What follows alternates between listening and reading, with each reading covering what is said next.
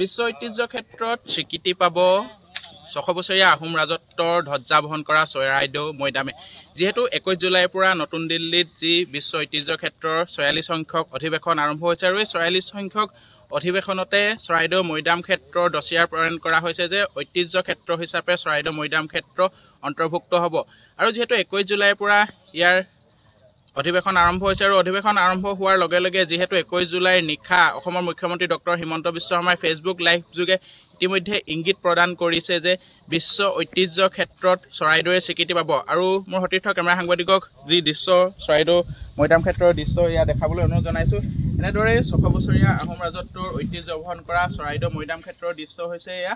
আৰু যিহেতু ভাল খবৰ আহিব বুলি সকলোৱে এতিয়া আশাবাদী, যি ২১ জুলাইৰ পৰা ৩১ জুলাইলৈ ইউনেস্কোৰ যি ৪৬ সংখ্যক অধিৱেশন নতুন দিল্লীত অনুষ্ঠিত হৈছে আৰু এই অধিৱেশন যিহেতু কালিৰ দিনটোত প্ৰধানমন্ত্ৰী নৰেন্দ্ৰ মোদীয়ে উদ্বোধন কৰিছে আৰু ইয়াৰ পাছতে চৰাইদেউক লৈ অধিক আশাবাদী হৈ পৰিছে চৰাইদেউৰ যি স্থানীয় লোক তথা দল সংগঠনৰ লোক। আমি পোনে পোনে তেওঁলোকৰ ওচৰলৈ যাবলৈ চেষ্টা কৰিম। যিহেতু স্থানীয় এজন যুৱক আছে, আমি তেওঁৰ ওচৰলৈ যাব চেষ্টা কৰিম। প্ৰথমে তোমাৰ ওচৰলৈ যাব চেষ্টা কৰিম। ১০ বছৰীয়া এটা পৰিক্ৰমা আৰু শেষত ভাল খবৰ অহাৰ শেষ পৰ্যায়ে পাইছে সেই বুলি ক'ব পাৰি, কি ক'ব বিচাৰিবা?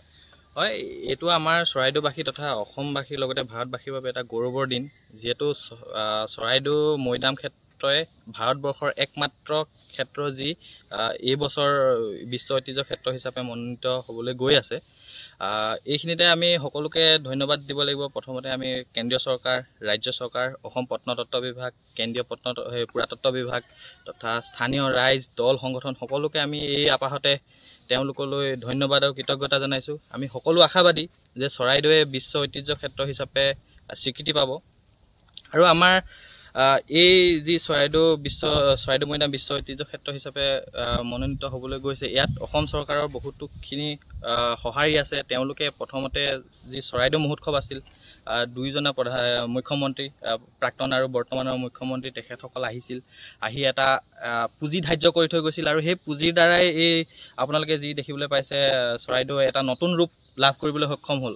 আৰু এই নতুন ৰূপৰ দ্বাৰাই আমি চৰাইদেউ মৈদামে বিশ্ব ঐতিহ্য ক্ষেত্ৰ হিচাপে মনোনীত হ'বলৈ আমি মানে আগবাঢ়ি গৈছোঁ। আৰু ২৬ তাৰিখে যি ৰিজাল্ট ওলাব বুলি আমি শুনিছোঁ, আমি সম্পূৰ্ণ আশাবাদী যে এই ক্ষেত্ৰত আমাৰ চৰাইদেউৱে বিশ্ব স্বীকৃতি লাভ কৰক আৰু আমাৰ যি দল সংগঠন তথা স্থানীয় ৰাইজৰ কষ্ট আছে সেই কষ্টখিনিও ফলপ্ৰসূ হওক।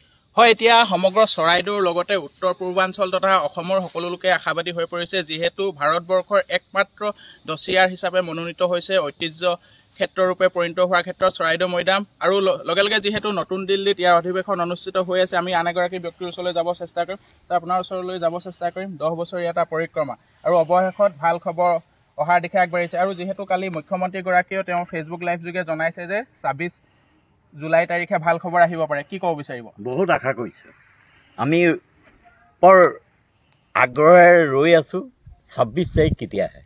২৬ জুলাই অসমৰ বাবে, ভাৰতবৰ্ষৰ বাবে আৰু আমাৰ চৰাইদেউৰ বাবে এটা ডাঙৰ ঐতিহ্যপূৰ্ণ দিন হ'ব, যিটো দিনত আমি পৃথিৱীক আমাৰ ঠাই টুকুৰা চিনাকি দিব পাৰিম।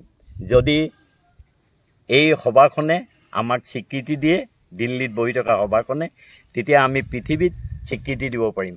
ইতিমধ্যে অসমৰ বিহু, লাচিত বৰফুকন ইত্যাদি বিশ্বৰ দৰবাৰত এইখন চৰকাৰে, ডক্টৰ হিমন্ত বিশ্ব শৰ্মা চৰকাৰে আগুৱাই নিলে। আৰু এইবাৰ নৰেন্দ্ৰ মোদীয়ে এই ক্ষেত্ৰত, আমাৰ চৰাইদেউৰ ক্ষেত্ৰত আগভাগ লৈ অসমৰ মুখ্যমন্ত্ৰীক লগত লৈ যি কামত আগবাঢ়িছে, আমি তেখেতসকলক আশীৰ্বাদ দিছোঁ, ধন্যবাদ জনাইছোঁ, যাতে বিশ্বৰ ঐতিহ্য ক্ষেত্ৰত চৰাইদেউৱে স্বীকৃতি লাভ কৰে আৰু আমাৰ মনৰ আশা পূৰ্ণ কৰে আৰু স্বৰ্গদেউসকলক যাতে আমি খুব আন্তৰিকতাৰে তেওঁলোকক স্মৰণ কৰিব পাৰোঁ, তাকে আশা কৰিছোঁ আৰু গোটেই ৰাইজ ইয়াৰ বাবে ৰৈ আছে। হয়, যিহেতু সকলো এতিয়া আশাবাদী, আন এগৰাকী ব্যক্তি আছে মোৰ ওচৰত, যিহেতু আপুনি প্ৰতিটো ক্ষণতে চৰাইদেউ মৈদাম ক্ষেত্ৰৰ সৈতে জড়িত হৈ আছে, কি ক'ব বিচাৰিব, কেনেকুৱা অনুভৱ আজি? বহুত ভাল অনুভৱ। ইমান দিনৰ মূৰত মানে বহুত বছৰ আগৰ পৰা এটা মনত সপোন আছে যে চৰাইদেউ বিশ্ব ঐতিহ্য ক্ষেত্ৰ হওক। আজি হ'বলৈ গৈ আছে। যোৱাকালি হিমন্ত বিশ্ব শৰ্মা ডাঙৰীয়া মুখ্যমন্ত্ৰী আমাৰ, তো তেখেতে যিটো ফেচবুক লাইভ কৰিলে, তেতিয়া আগৰ পৰাই আশাবাদী। তেখেতে যেতিয়া কৰিলে যে 26 তাৰিখে ঘোষণা হ'ব আগষ্ট তাৰিখে, তেতিয়া মানে মনটো আৰু ভাল লাগিছে। আজি আমাৰ চৰাইদেউ ওচৰ পাজৰ মানুহবিলাকে সকলোৱে বহুত ভাল পাইছে। ঘৰে ঘৰে হওক বা আপোনাৰ আমাৰ ইয়াত ইন্দ্ৰপাং আছে, তাত গৈ মেলি বন্তি জ্বলাইছে। বহুত আশাবাদী।